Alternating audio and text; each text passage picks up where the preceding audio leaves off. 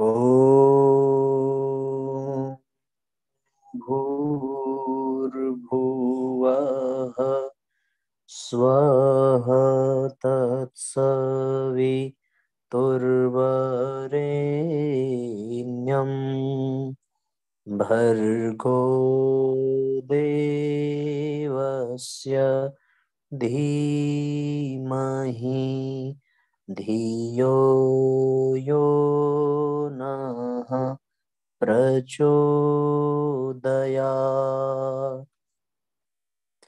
ॐ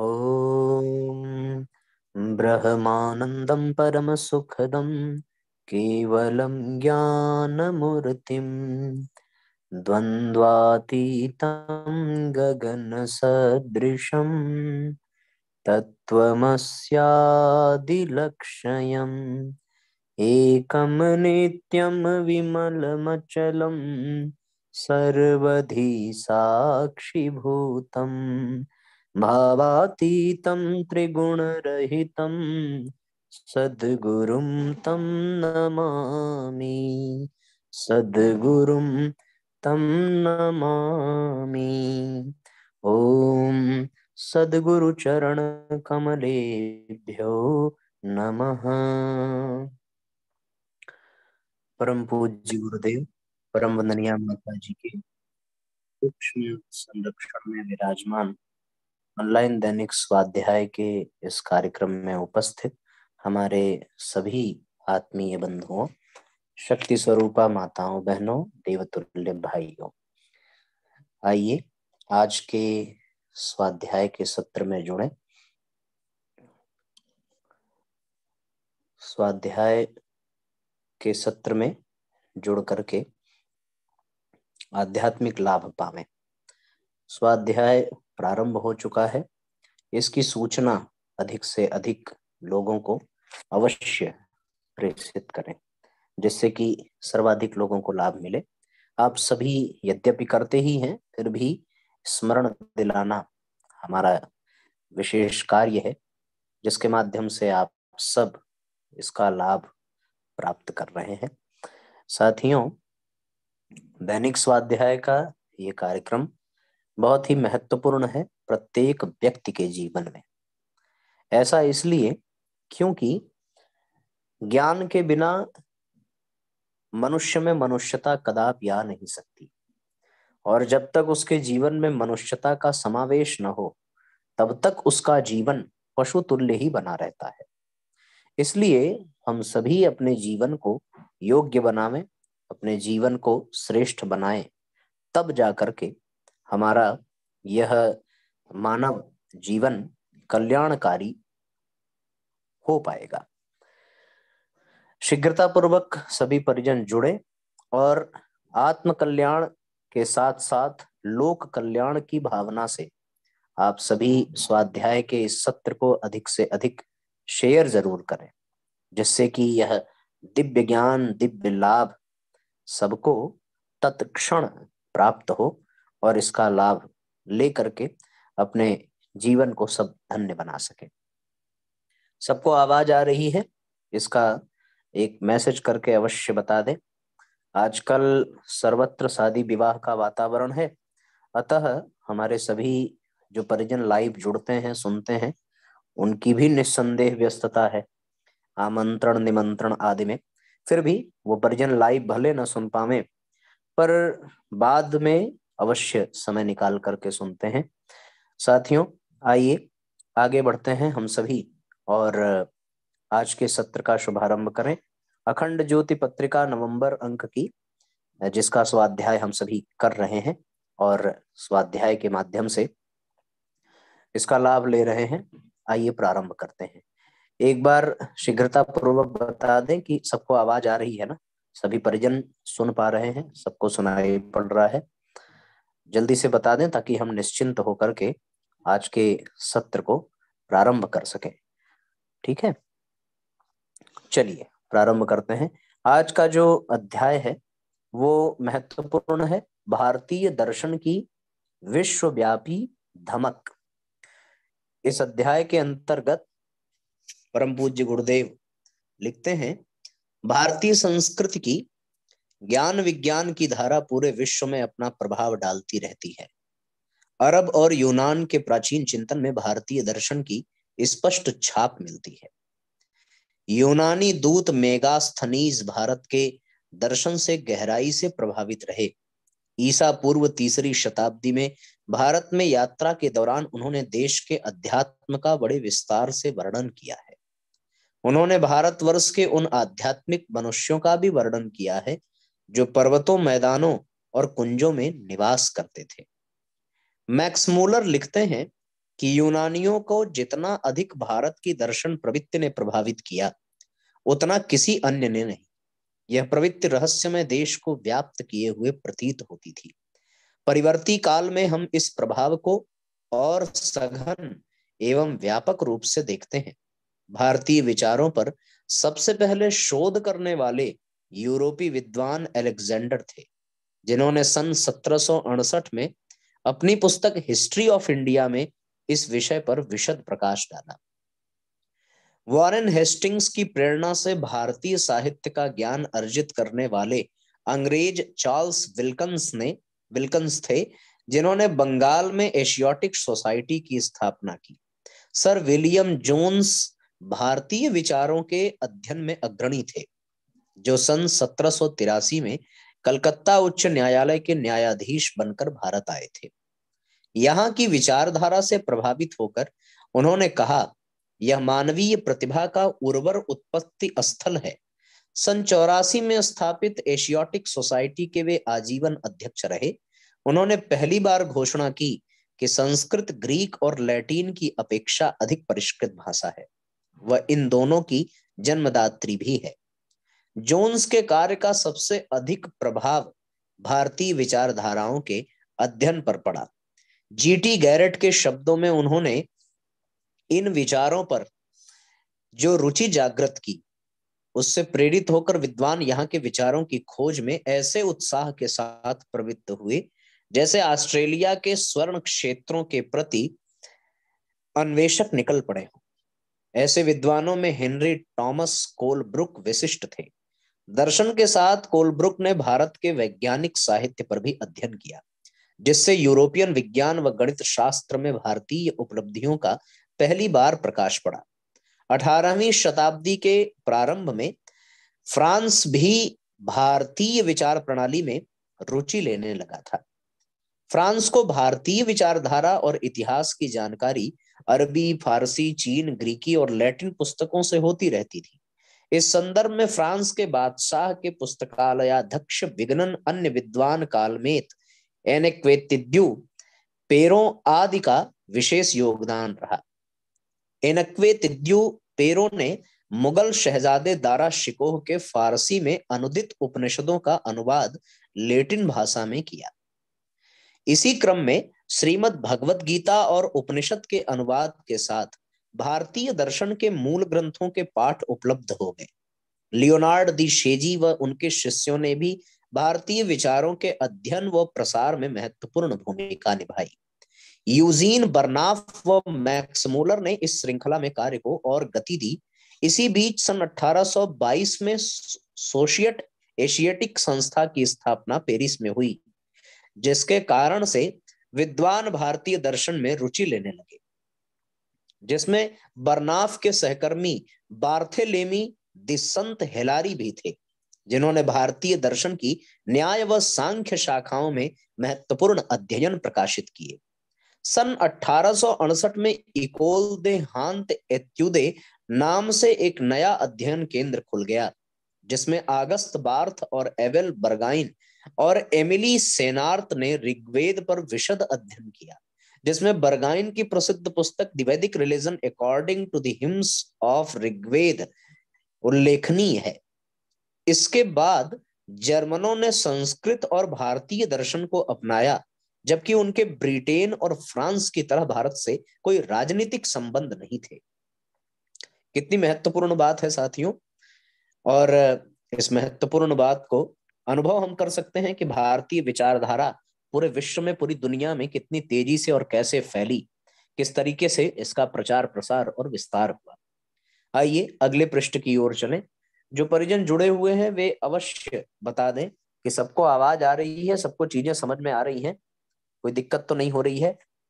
अगले पेज की ओर हम लोग चलते हैं। शीघ्रता पूर्वक मैसेज अवश्य करें ताकि स्पष्ट हो सके कि आप सबको सुनाई पड़ रहा है और आप सब अच्छे से सुन पा रहे हैं।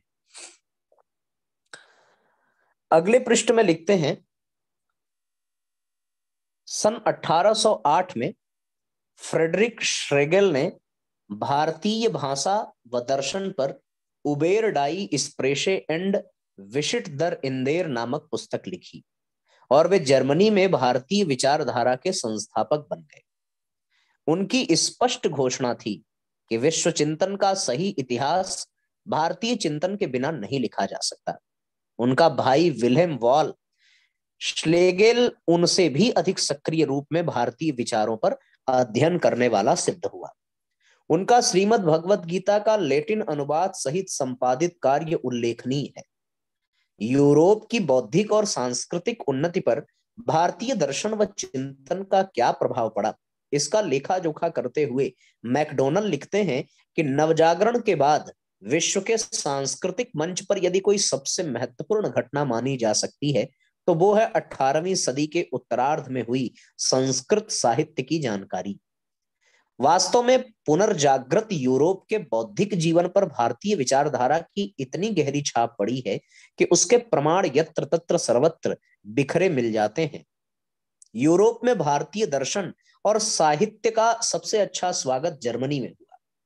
वहां के विद्वान जोहान गोटफ्रेड हर्डर ने सन 1787 में प्रकाशित अपनी मुख्य कृति ideas on a philosophy of the history of mankind में लिखा है कि मनुष्य जाति के उद्गम की खोज भारत में करनी चाहिए, जहां सरलता, शक्ति और विनय जैसे सद्गुणों के साथ बुद्धि ने सर्वप्रथम स्वरूप ग्रहण किया।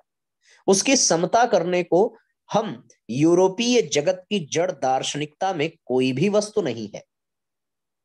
इसी तरह हर्डर के मित्र और प्रख्यात कवि जोहान वुल्फगांग वॉन गेटे ने अपने चिंतन व जीवन में भारतीय साहित्य के प्रभाव को स्वीकारा है। श्लेगेल बंधु भी भारतीय दर्शन से गहराई से प्रभावित थे।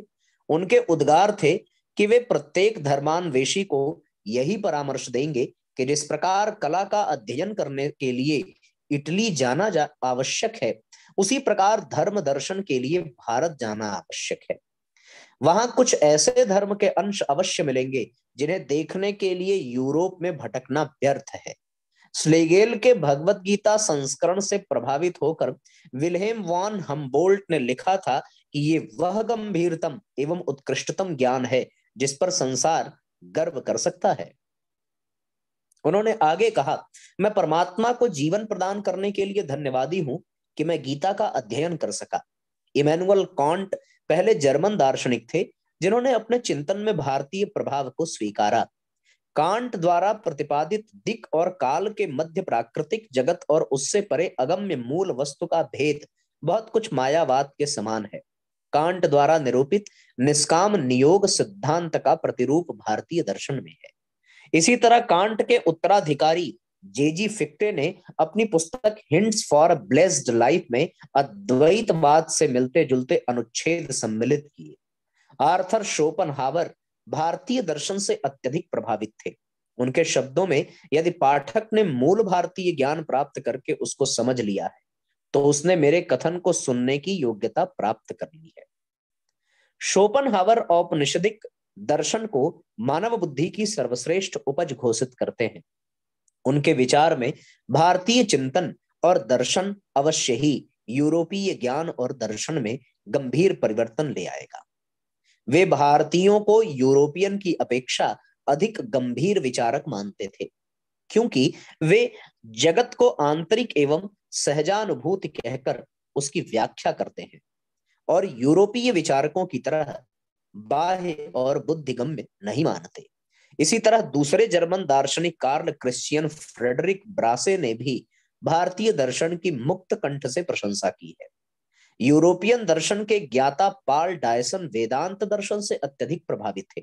उन्होंने वेदांत सहित उपनिषदों के मूल पाठ को जर्मनी में अनुवाद करके यूरोपियन विद्वानों के लिए सुलभ कर दिया। वे वेदांत को शाश्वत सत्य की खोज में मानवता की महान उपलब्धि बताते हैं। भारत से दूर दराज का संबंध रखने वाले देशों में भी भारतीय चिंतन की प्रतिध्वनियां सुनाई देती हैं। जैसे रोमानिया के महाकवि मिहाई एमिनेस्क्यू की कविताओं में वैदिक दर्शन की छाप मिलती है। उनकी कविताओं में कितने ही अंश संस्कृत मूल के रूपांतर जान पड़ते हैं। रूस के पूर्वी विस्तार से बहुत पहले ही रूसी चैदेव ने सन 1840 में कह दिया था कि हम पूर्व की लाडली संतान हैं। हम सब तरह पूर्व से संबद्ध हैं। हमने अपने विश्वास, नियम और गुण वहां से प्राप्त किए हैं। आप देख सकते हैं साथियों, जितने भी विदेशी वैज्ञानिकों के नामों का यहाँ उल्लेख और उनके उद्धरण यहाँ से बताए जा रहे हैं, उसके पीछे का उद्देश्य केवल इतना ही है कि हम ये अनुभव करें कि हम जिस देश में रह रहे हैं वो देश कितना महत्वपूर्ण हम सब के लिए है और कितने सौभाग्य की बात है कि हमें ऐसे देश के निवासी बनने का लाभ प्राप्त हो रहा है जिसमें जुड़ने के पश्चात हम सब के सब इस आध्यात्मिक दर्शन को, जिसे पाने के लिए विदेशी मनीषी तरसते रहते हैं, जो ये तक कहते हैं कि धर्म और अध्यात्म के शिखर को यदि देखना है और उसकी शुरुआत करनी है तो केवल और केवल भारत की ओर ही कूच करनी चाहिए। हम सबको वो सहजता से ही प्राप्त हुआ है। अतः हम सभी इस सौभाग्य को व्यर्थ न गंवाएं और हम सब वैदिक परंपरा से जुड़ करके वेद, गीता, धर्म इत्यादि का स्वाध्याय और उस पर चिंतन मनन अवश्य करें, जिससे कि हम सबको इसका दिव्य लाभ मिले और दूसरों को भी इनके स्वाध्याय के लिए प्रेरित करें। तभी तो हम सब इसके लाभ को प्राप्त कर पाएंगे।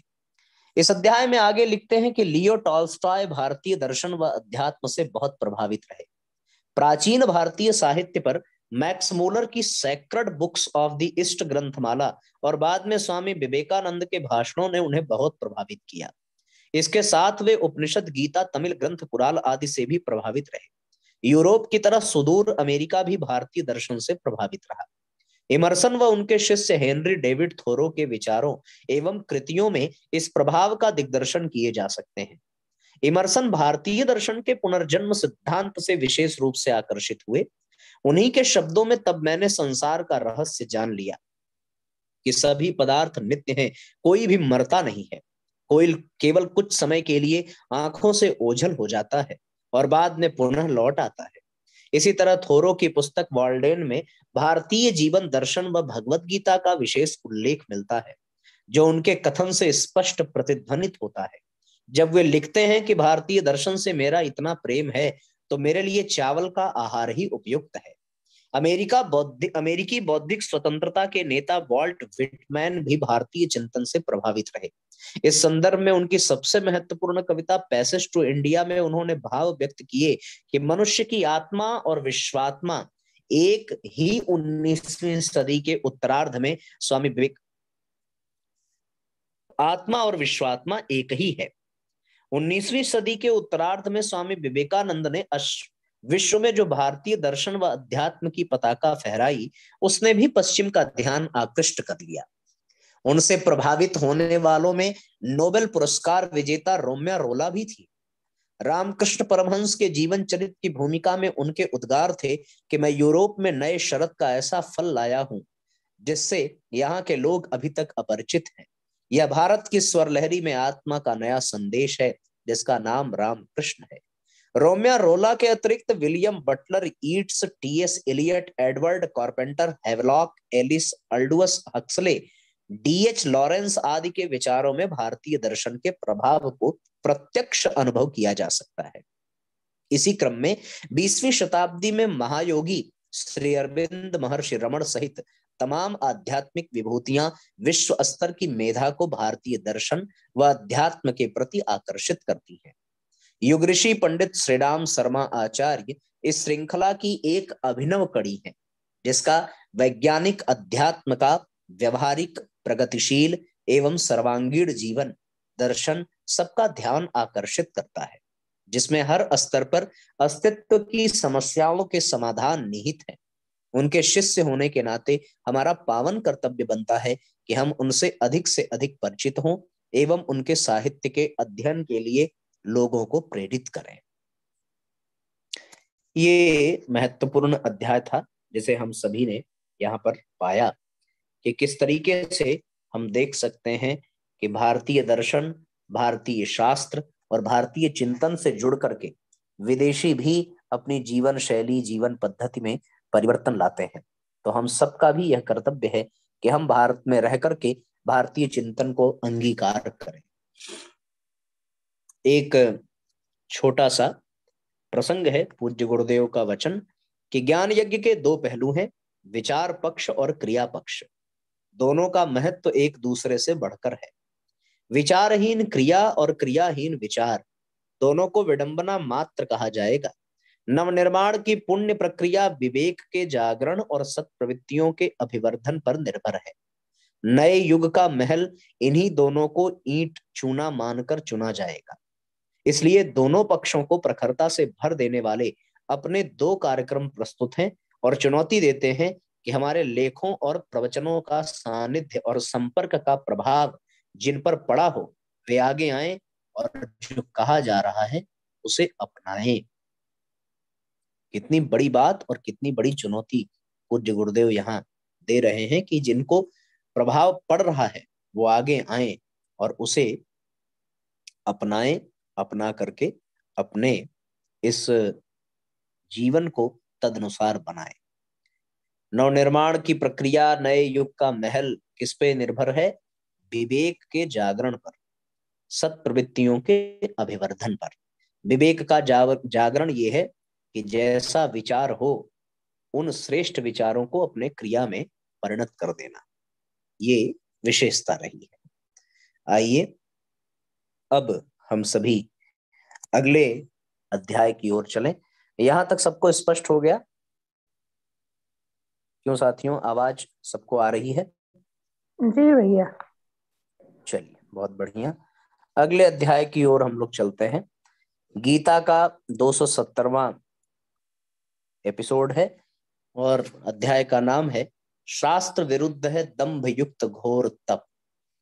श्रीमद् भगवत गीता के श्रद्धा त्रय विभाग योग नामक 17वें अध्याय की 5वीं किस्त है ये।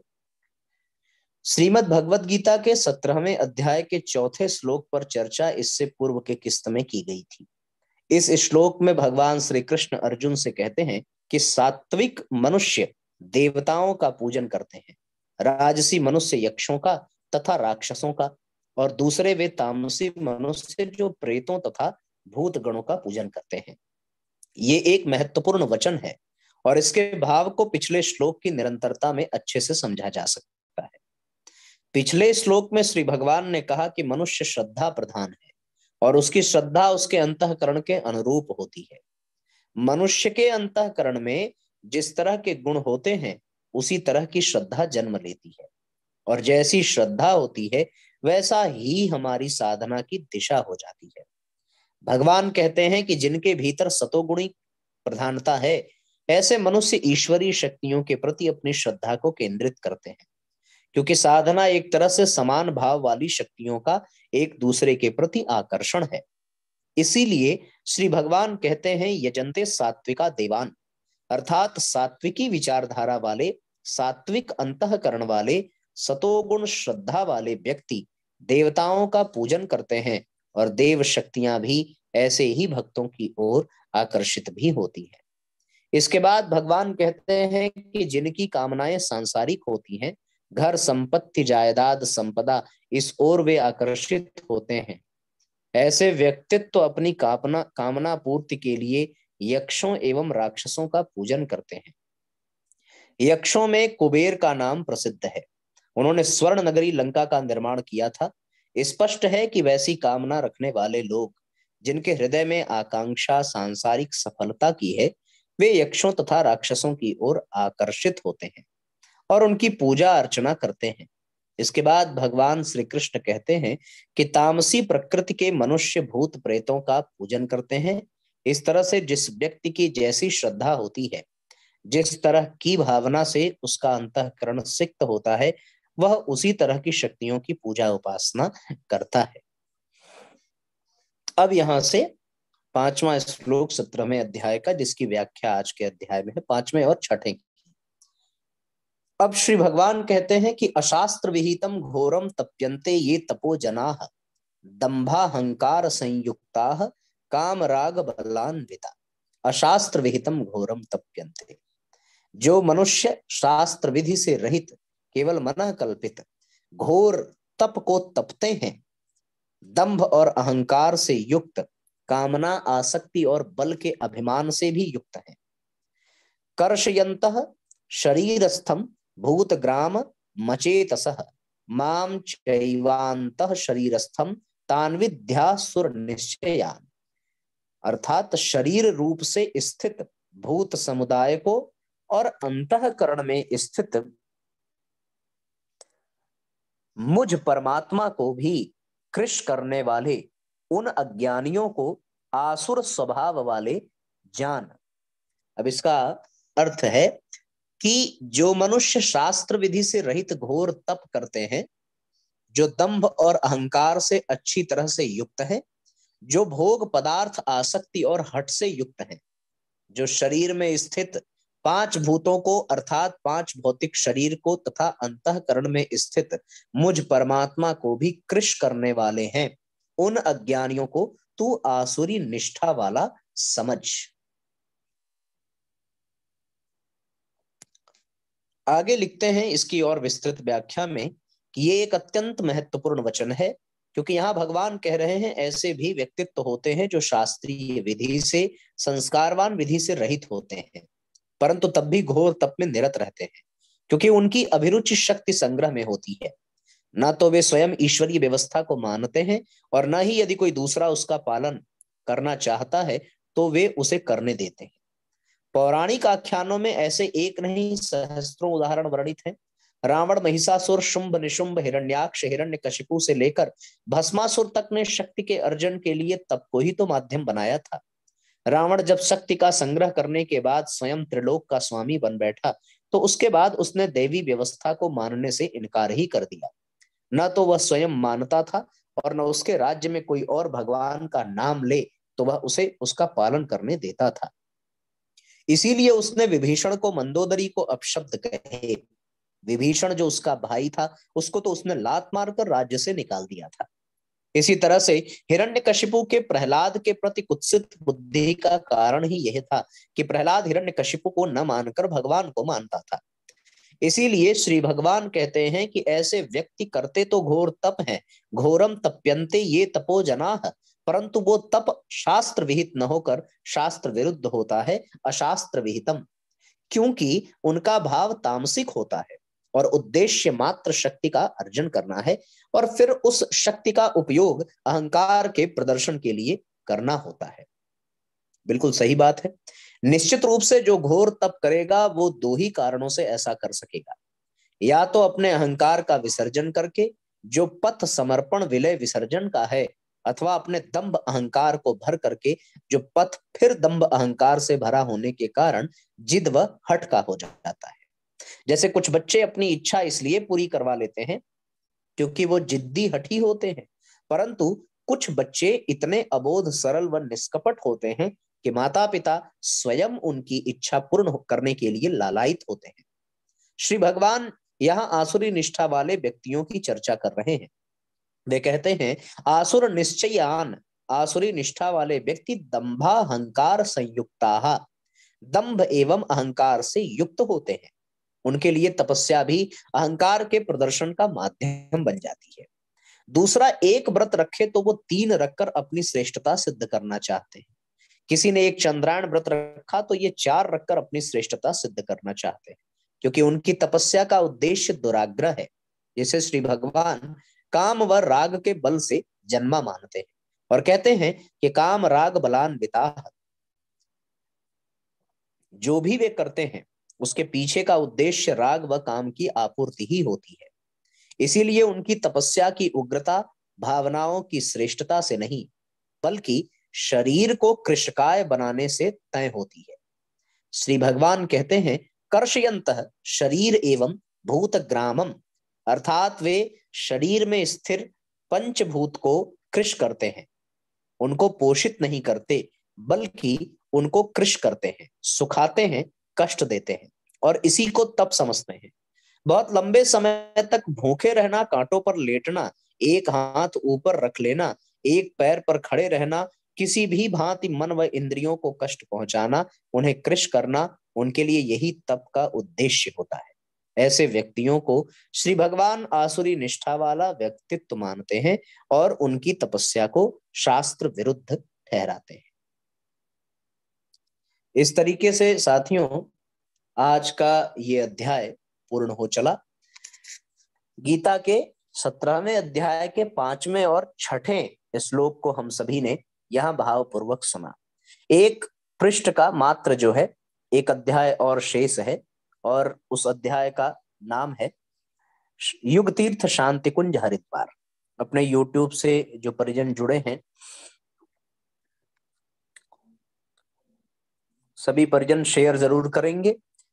आइए एक छोटा सा अध्याय और संपन्न कर लें, फिर आज के सत्र को विराम देंगे। एक पेज का और है। बहुमूल्य मानव जीवन की समझ एक बड़ी उपलब्धि मानी गई है, जिसके आधार पर व्यक्ति अपने वास्तविक स्वरूप के बोध के साथ जीवन की संभावनाओं को साकार करते हुए जीवन लक्ष्य को पा जाता है। ऐसी व्यवस्था भारतीय संस्कृति के सनातन प्रवाह में आदिकाल से रही है, जिसके सूत्रधार रहे हैं मानव प्रकृति के मर्मज्ञ ऋषि, दिव्यता के अंशधर देव पुरुष महामानव व साक्षात ईश्वर स्वरूप अवतारी सत्ताएं, जिन्होंने संस्कारों के महत्व को समझा व जीवन के विभिन्न स्तर पर इनकी व्यवस्था जुटाई।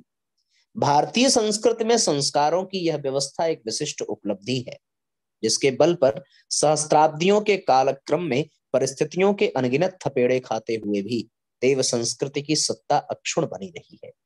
जबकि इसके सामने न जाने कितनी सभ्यताएं, संस्कृतियां आईं और काल के गर्भ में समा गईं। विशिष्ट संस्कारों की परंपरा का इस संदर्भ में विशेष योगदान रहा, जो पारिवारिक एवं सामाजिक स्तर पर समूह मन को एक आदर्श सांचे में ढालते हुए व्यक्ति को सर्वांगीण उत्कर्ष के मार्ग पर प्रेरित करती रही। इस युग में संस्कारों की लड़खड़ाती परंपरा को पुनर्जीवित करने के लिए युग के विश्वामित्र पंडित श्रीराम शर्मा आचार्य परम पूज्य गुरुदेव ने ऋषि संस्कृति की जिन धाराओं को पुनर्जीवित करने में भागीरथी प्रयास, पुरुषार्थ व तप किए, उसी में संस्कारों की परंपरा स्वयं में अद्वितीय कही जा सकती है। आज जब कर्मकांड इतने जटिल हो चले हैं और वे मात्र पंडितों पुरोहितों के अर्थोपार्जन तक सीमित माने जाते हैं, वह किसी तरह मंत्रों के उच्चारण की खाना पूर्ति के साथ चिन्ह पूजा भर करते देखे जाते हैं, तो ऐसे में युग तीर्थ में युग ऋषि द्वारा स्थापित संस्कार परंपरा स्वयं में पुनीत, पावन व अद्वितीय रहती है। कोई भी आस्थावान यहाँ आकर इनकी निःशुल्क सेवा का लाभ ले सकता है और जन्मदिन से लेकर नामकरण, मुंडन, विद्यारंभ, विवाह संस्कार व मरणोत्तर श्राद्ध आदि संस्कारों में भागीदार बन सकता है। इस गायत्री तीर्थ में जिस भाव भरे अर्थपूर्ण ढंग से कर्मकांड संपन्न होते हैं, उनको प्रत्यक्ष देखा जा सकता है। व्यक्ति, परिवार व समाज को जिस संस्कार संजीवनी से चैतन्य किया जाना है, उसका स्वरूप युग ऋषि द्वारा बहुत ही सुव्यवस्थित ढंग से यहाँ स्थापित किया गया है। एक आध्यात्मिक सैनिटोरियम के रूप में विकसित युग तीर्थ में यह कार्य बहुत ही कुशल ढंग से आयोजित किया जाता है। संसार में हर काम कठिन है और हर काम सरल भी। सरल वे हैं जिन्हें खेल की तरह दिलचस्पी के साथ और अपनी क्षमता के विकास का अभ्यास समझकर किया जाए। कठिन वे हैं जिन्हें आशंका, उदासी और भार बेगार की तरह किसी प्रकार किया जा सकता है। परम पूज्य गुरुदेव द्वारा प्रदत्त दर्शन में दीक्षित पुरोहितों की कुशल टीम इसका संचालन करती है। प्रतिदिन सैकड़ों हजारों लोग युग तीर्थ के दिव्य वातावरण में रहकर इनका लाभ लेते हैं। आज जब युग संस्कार विहीन पीढ़ियों के दुष्कृत्यों से त्राहिमाम कर रहा हो, समाज में नकारात्मक एवं दूषित वातावरण का बोलबाला हो, ऐसे में संस्कारों की संजीवनी आशा की किरण की भांति है। युग तीर्थ शांति कुंज जिसका समर्थ स्रोत है, स्वयं इसका हिस्सा बनते हुए व दूसरों को इससे जोड़ते हुए इस पुनीत कार्य में अपना योगदान दिया जा सकता है। इस तरीके से आज के स्वाध्याय का यह तीनों अध्याय पूर्ण हुआ। पहला अध्याय था साथियों अत्यंत महत्वपूर्ण, हम सब के लिए भारतीय विचारधारा चिंतन को अपनाने की बात, कि कैसे विदेशों में लोगों ने इसे अपनाया। दूसरा था गीता के 17वें अध्याय के 5वें और 6ठा श्लोक का भावार्थ, कि किस तरीके से हमें शास्त्र निहित विधि के द्वारा तप आदि करके अपने भीतर को परिष्कृत करना चाहिए। और तीसरा ये अध्याय कि हम संस्कार परंपरा से जुड़ करके शांति कुंज से स्वयं भी जुड़े और दूसरों को भी जोड़े। यूट्यूब पे जुड़ने वाले परिजन हैं रीता कुशवाहा जी, शिखा शुक्ला जी, जगदीश शुक्ला जी, उषा त्रिपाठी माता जी, किशोरी प्रसाद बाबू जी, तारिका प्रसाद मिश्रा जी, रितु त्रिपाठी दीदी, रविकांत भैया, प्रेमलता जी, वसुधा दीक्षित दीदी,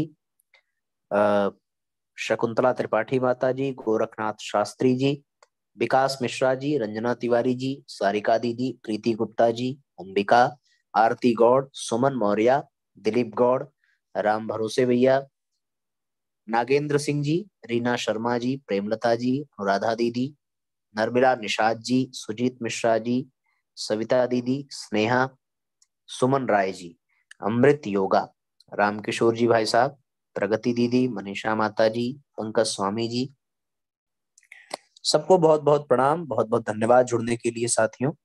आज के सत्र को आइए अब यहीं पर विराम देते हैं। गायत्री मंत्र हम लोग साथ साथ करेंगे और आज के सत्र को यहीं पे विराम देंगे। ओम भूर्भुवः स्वः तत्सवितुर्वरेण्यं भर्गो देवस्य धीमहि धियो यो नः प्रचोदयात्। सभी आत्मीय बंधुओं को सादर